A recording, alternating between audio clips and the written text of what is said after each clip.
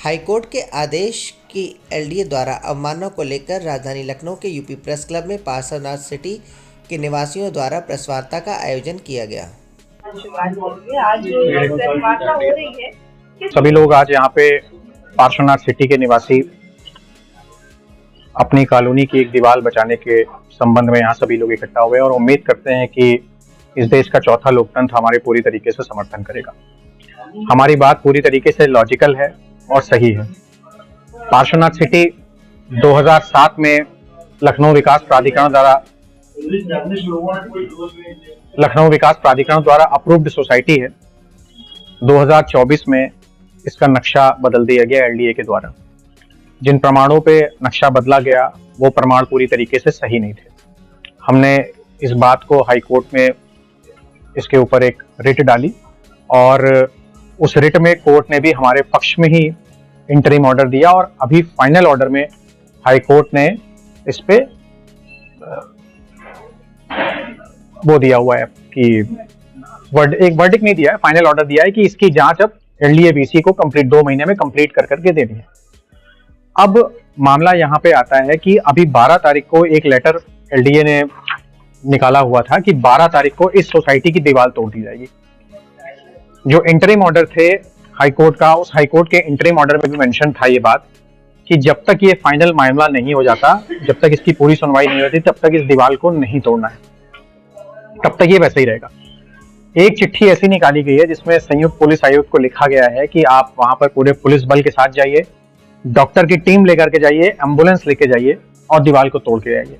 Doctor की team और ambulance CMO को लिखने का क्या मतलब है कि क्या वहां पर लोगों को पीटा जाएगा? जो हम लोग मना करेंगे उनको एलडीए का हाईकोर्ट की ऑर्डर कॉपी जब दिखाएंगे तो क्या हमें मारा जाएगा वहां के रेजिडेंट्स को? क्या यही न्याय इन 2000 रेजिडेंट्स के साथ कानून में बैठी संस्थाएं कर रही हैं? क्या आपको लग रहा है हाईकोर्ट के आदेश का उल्लंघन जो है इसकी द्वारा किया जा रहा है?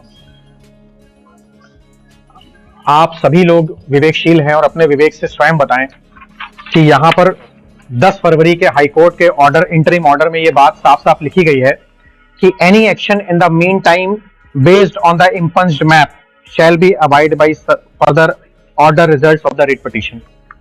मतलब कि जब तक इस फाइनल रिट पिटीशन कंप्लीट नहीं हो जाती तब तक आपको किसी भी तरीके का उस पर छेड़छाड़ नहीं करनी है। ये इंटरिम ऑर्डर था। अभी 2 महीने में एलडीए की भी सुनवाई होनी है, एलडीए के वीसी साहब की भी रिपोर्ट आएगी। उसके बाद हम अगर नहीं सेटिस्फाइड होंगे हम उसके बाद हाईकोर्ट सुप्रीम कोर्ट में जाएंगे, क्योंकि हमारे साथ एक साधारण सी बात है सर, 2007 में एक सरकार ने बिल्कुल करेंगे। कहाँ की लापरवाही हो रही है आपको क्या लगता है?